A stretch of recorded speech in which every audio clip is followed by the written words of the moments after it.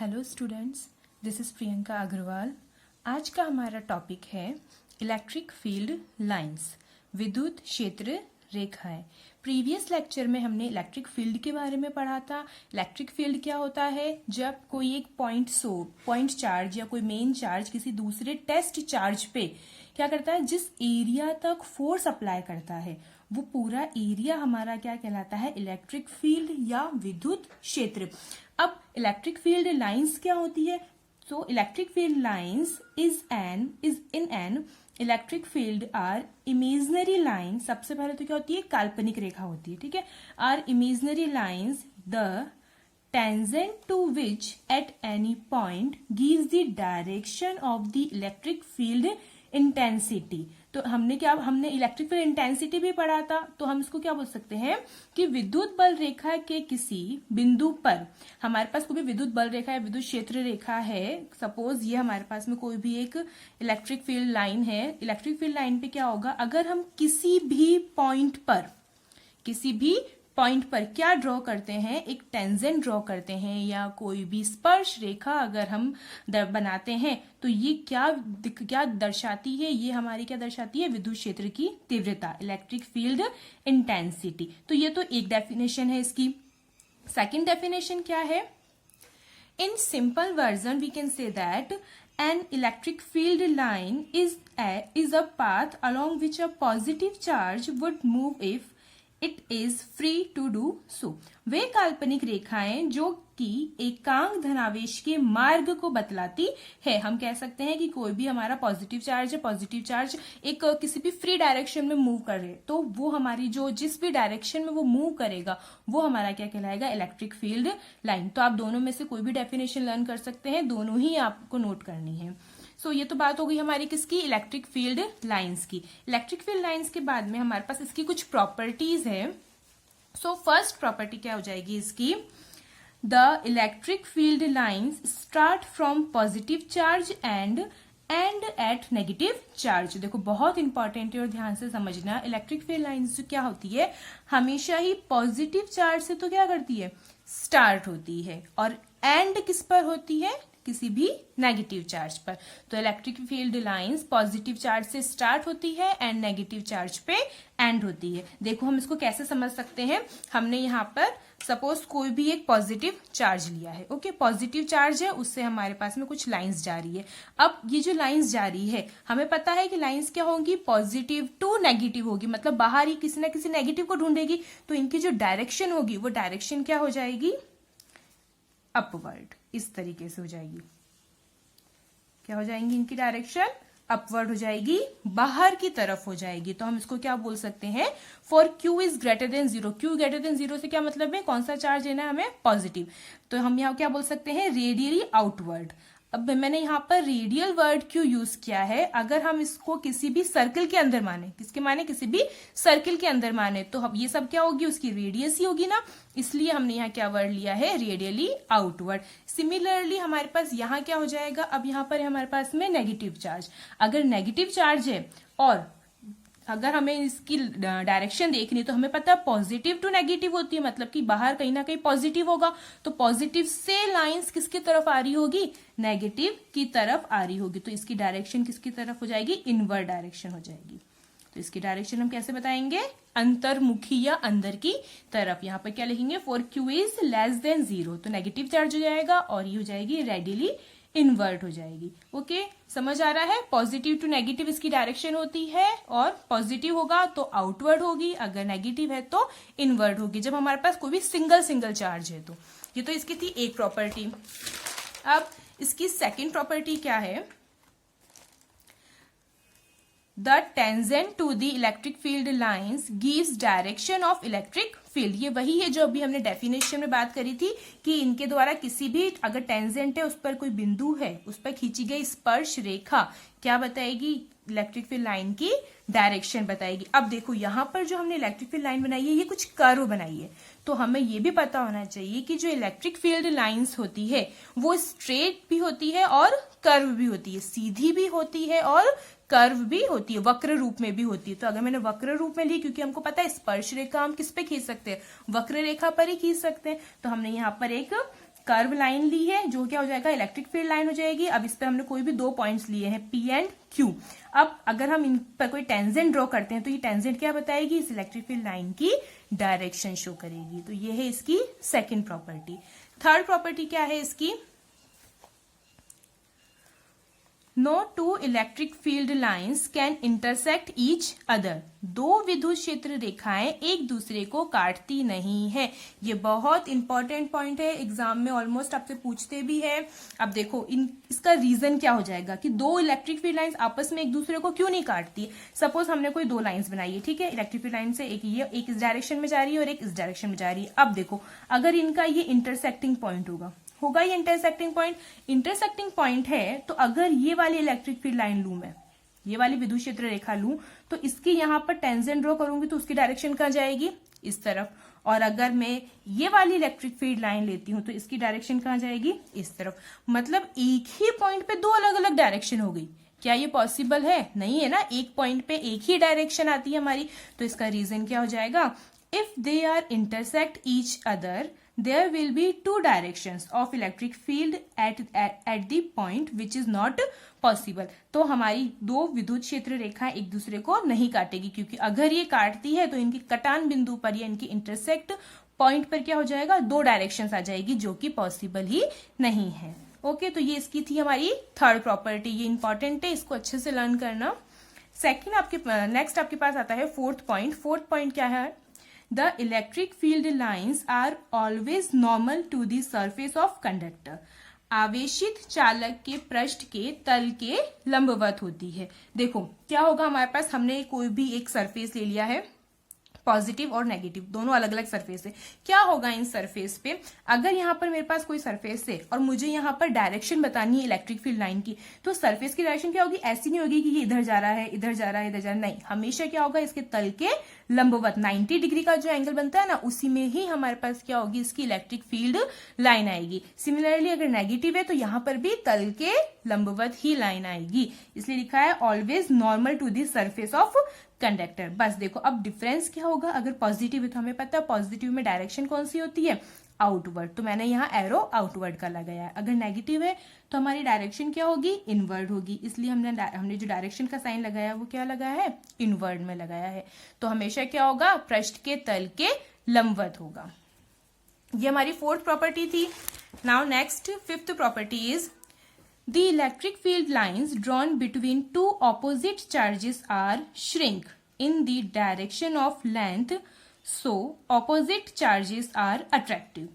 दो विपरीत आवेश के मध्य खींची गई विद्युत क्षेत्र रेखाएं लंबाई की दिशा में क्या करती है, सिकुड़ती है, श्रिंक होती है, इसीलिए विपरीत आवेश आकर्षित होते हैं। इसको देखो हम समझते हैं, हमने क्या लिए हैं, कोई भी दो चार्जेस लिए हैं और दोनों की जो हमारी नेचर है वो क्या है, ऑपोजिट है। अब ऑपोजिट चार्ज है तो ऑपोजिट चार्ज आपस में क्या करेंगे, एक दूसरे को अट्रैक्ट करेंगे और हमने ये भी पढ़ा कि इनकी लाइंस क्या होनी चाहिए, आपस में श्रिंक करनी चाहिए। तो श्रिंक कैसे करेगी, देखो यहां मैंने ये अपोजिट, ये प्लस से माइनस की तरफ गया, ठीक है, ये हमारी डायरेक्शन थी ही।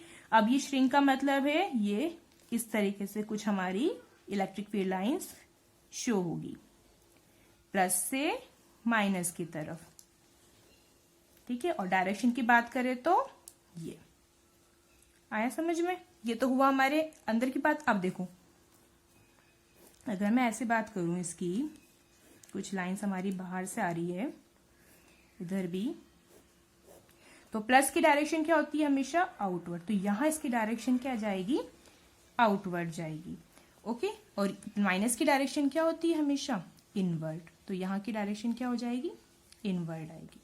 तो डिफरेंस समझ में आया। अगर टू अपोजिट चार्जेस है तो इनके बीच की जो इलेक्ट्रिक फील्ड लाइन है ये क्या होगी, श्रिंक होगी, हमेशा क्या होती है, सिकुड़ती है, ठीक है। ये तो थी हमारी ऑपोजिट साइंस की बात। अगर हम बात करें सेम चार्जेस की, है ना, तो क्या होगा, electric field lines drawn between two similar charges propagate in a direction perpendicular to the length, so similar charges are repulsive. अगर मैं दो समान आवेशों के बीच में लाइन खींचती हूं, तो दो समान आवेशों के बीच में अगर लाइन खींचूंगी तो सबसे पहले तो देखो ये हमारे क्या होते हैं, एक दूसरे को रिपल्स करते, तो इनके बीच की डायरेक्शन तो जाएगी ही नहीं। अब अगर डायरेक्शन नहीं जाएगी तो ये हमारे पास कैसे होंगे, इनको हम कैसे बनाएंगे, देखो मैंने यहाँ पर वही कोई प्लस क्यू चार्ज लिया है, यहाँ पर भी कोई प्लस क्यू चार्ज लिया है। अब ये प्लस क्या करेगा, किसी भी माइनस को ढूंढेगा, क्योंकि इलेक्ट्रिक फील्ड क्या होता है, प्लस टू माइनस। अब सपोज ये माइनस को ढूंढता ढूंढता यहाँ गया और नहीं मिला, तो फिर ये क्या हो जाएगा, लंबाई के लंबवत दिशा में फैलती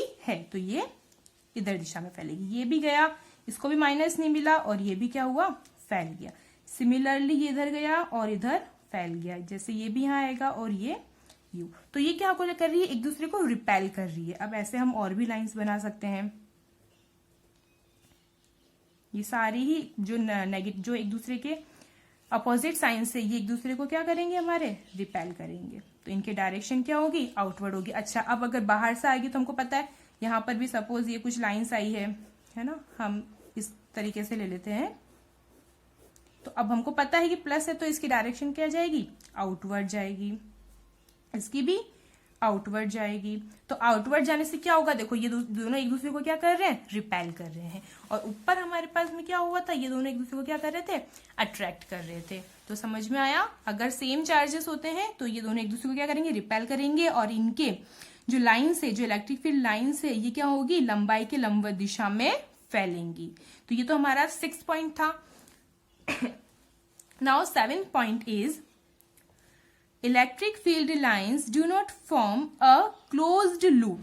विद्युत क्षेत्र रेखाएं संवृत पाश मतलब क्लोज्ड लूप नहीं बनाती है। क्यों नहीं बनाती, इसका रीजन क्या है, देखो हमने पढ़ा है कि जो इलेक्ट्रिक फील्ड लाइंस होती है ये पॉजिटिव से तो नेगेटिव की तरफ जाती है, बट क्या नेगेटिव से पॉजिटिव की तरफ जाएगी, नहीं जाएगी ना। तो फिर कैसे बनेगा क्लोज लूप, जब तक ये अगर पॉजिटिव है, पॉजिटिव से गई नेगेटिव की तरफ, और अगर नेगेटिव से पॉजिटिव की तरफ वापस नहीं आई, तो हमारा क्लोज्ड लूप बनेगा ही नहीं। इसलिए हम बोलते हैं electric field lines do not form a closed loop. आ रहा है समझ में आप लोगों को। सो नेक्स्ट टॉपिक है हमारे पास इलेक्ट्रिक डायपोल। इलेक्ट्रिक डायपोल, जैसे हमको इसके नाम से ही पता चल रहा है, यहाँ बात हो रही है डायपोल की, विद्युत द्विध्रुव। ठीक है, डायपोल मतलब क्या हो जाएगा हमारे पास में, सपोज यहाँ पर हमने डायपोल मतलब कि दो चार्जेस लेने हैं, दो चार्ज लिए हैं, तो मैंने यहाँ पर लिया है कोई भी नेगेटिव चार्ज और यहाँ लिया है मैंने कोई भी पॉजिटिव चार्ज।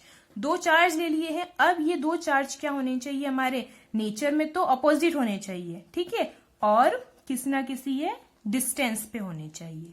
तो हम इसको क्या बोल सकते हैं, it is an arrangement in which two equal and opposite charges, two equal and opposite charges, परिमाण में तो क्या होंगे, ये समान होंगे, बट दिशा में क्या होंगे, ऑपोजिट होंगे, प्रकृति इनकी विपरीत होगी। तो ऐसा जो अरेंजमेंट है, are separated by certain distance, कुछ ना कुछ दूरी पर हो, ठीक है, कुछ ना कुछ दूरी पर हो। तो ये जो हमारी अरेंजमेंट होती है, ये हमारी क्या कहलाती है, इलेक्ट्रिक डायपोल। ये अरेंजमेंट हमारी क्या कहलाती है, इलेक्ट्रिक डायपोल कहलाती है। बस इलेक्ट्रिक डायपोल में हमें ये ध्यान रखना है कि डायपोल है मतलब दो चार्ज है, और दोनों चार्ज परिमाण में तो क्या है, समान है, मैग्नीट्यूड उनका सेम है, बट डायरेक्शन क्या है उनकी, ऑपोजिट है, या हम बोल सकते हैं उनकी नेचर क्या है, ऑपोजिट है, और किसी ना किसी स्मॉल डिस्टेंस पर है वो दोनों, ठीक है। तो ये जो अरेंजमेंट होती है, बस ये कहलाती है हमारी इलेक्ट्रिक डायपोल। अब देखो यहाँ दो केस आ जाते हैं हमारे पास में, ठीक है। दो केस में क्या है, हमने अभी तक बात करी थी इलेक्ट्रिक फील्ड की, इलेक्ट्रिक फील्ड की बात करी थी। इलेक्ट्रिक फील्ड में हमने पढ़ा था कि जो डायरेक्शन होती है वो होती है पॉजिटिव से नेगेटिव की तरफ, पॉजिटिव से नेगेटिव की तरफ, बट इलेक्ट्रिक डायपोल में आपकी जो डायरेक्शन चलेगी वो ऑलवेज क्या चलेगी, नेगेटिव से पॉजिटिव। तो याद रखना, इलेक्ट्रिक फील्ड में पॉजिटिव से नेगेटिव और इलेक्ट्रिक डायपोल में नेगेटिव से पॉजिटिव। इसको लिखना अच्छे से और याद रखना। अब हम बात करते हैं इलेक्ट्रिक डायपोल मोमेंट की। इलेक्ट्रिक डायपोल मोमेंट, विद्युत द्विध्रुव आघूर्ण क्या होता है, the magnitude of dipole moment is the product of magnitude of either charge and the distance between them। कुछ बड़ी बात नहीं है, देखो ये यही है कि हमारे पास में दो, वही कोई भी हमने चार्जेस लिए हैं, माइनस और plus, minus Q plus Q, कोई भी दो पॉइंट्स है, ठीक है, और किसी ना किसी सर्टेन डिस्टेंस पर, हम बोल सकते हैं कुछ स्मॉल डिस्टेंस पर है, वो क्या हो जाएगी हमारी 2a।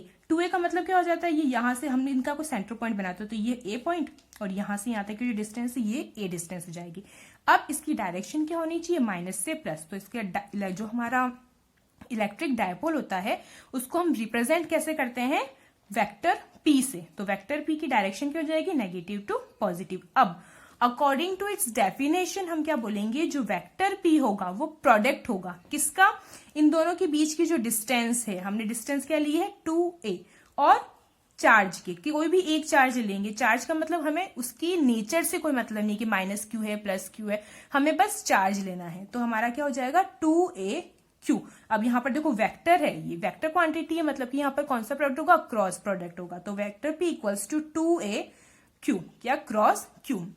तो हमारे पास इलेक्ट्रिक डायपोल मोमेंट क्या हो जाएगा, product of charge and distance between them. Okay, इसको देखो आप एक एग्जांपल से भी समझ सकते हो। सपोज हमारे पास में यहाँ पर ए पॉइंट है, यहाँ पर बी पॉइंट है, यहाँ हमारा चार्ज है माइनस क्यू, यहाँ हमारा चार्ज है प्लस क्यू, या हम बोल सकते हैं यहाँ हमने लिखा है 2μc, वैल्यू दे दी हमने माइनस को, और प्लस को हमने दे दी है प्लस का 2μc, क्योंकि हमें पता है इनका मैग्नीट्यूड क्या होना चाहिए, ऑलवेज सेम होना चाहिए। ऐसे नहीं यहाँ 2 ले रहे हो तो यहाँ 3 ले लो, यहाँ 4 ले लो, नहीं, जो आप यहाँ लोगे वही आपको यहाँ पे लेना है, सेम मैग्नीट्यूड, बट डायरेक्शन क्या होगी इनकी, ऑपोजिट होगी। यहाँ हमने माइनस लिया है तो यहाँ हम क्या लेंगे, प्लस लेंगे, क्योंकि डायरेक्शन क्या होगी डायपोल की, माइनस से प्लस। और ये दोनों किसी ना किसी डिस्टेंस पर है, सपोज हमने मान लिया 4 मीटर की ये क्या है डिस्टेंस पर है। तो अब इसका फॉर्मूला जो है वो क्या आ जाएगा, 2a है आपके पास, ठीक है। तो हमने अभी टोटल डिस्टेंस 4 मीटर ले लिया, मतलब इतनी छोटी ये 2 जाएगी और यहाँ पर भी 2, तो हम इसको क्या लिखेंगे, सिर्फ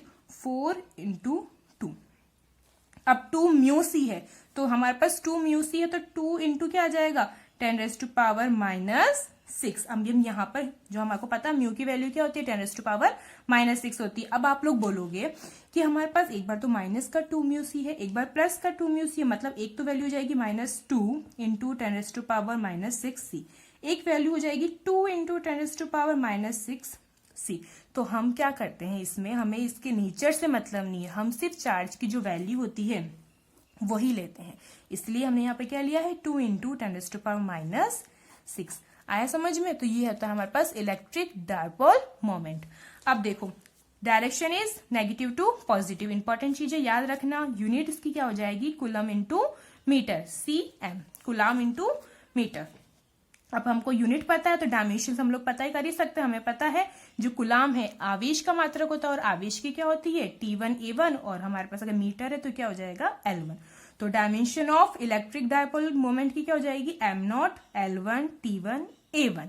अब देखो काफी बार आपसे पूछते हैं टोटल चार्ज ऑफ डायपोल, कुल आवेश क्या होगा डायपोल का। तो हमको ये पता है कि जो डायपोल्स होते हैं उनके मैग्नीट्यूड क्या होते हैं, सेम होते हैं, बट उनकी जो नेचर होती है वो अपोजिट होती है। और हमें पता है अगर डायपोल है हमारे पास में तो चार्ज की बात चल रही है, और चार्ज क्या होते हैं अदिश राशि होते हैं, एक स्केलर क्वांटिटी होती है। स्केलर क्वांटिटी है तो इसका सम कौन सा होगा, एल्जेब्रिकली, है ना। अगर ये वाला सम करना है तो -q + q करेंगे तो ये क्या आ जाएगा 0। मतलब हम हमेशा बोल सकते हैं कि जो नेट चार्ज होता है डायपोल का, या कुल आवेश जो होता है विद्युत द्विध्रुव आघूर्ण का, वो क्या होता है 0 होता है, हमेशा कितना होता है 0 होता है। आपको इसके कुछ एग्जांपल्स गिवन है बुक के अंदर, जैसे H2O, HCl, NaCl, ये आपको दिए हुए हैं डायपोल इलेक्ट्रिक डायपोल के एग्जांपल्स। तो ये कैसे होते हैं, देखो अगर मैं HCl की बात करती हूँ तो इट मीन्स हमारे पास ये H है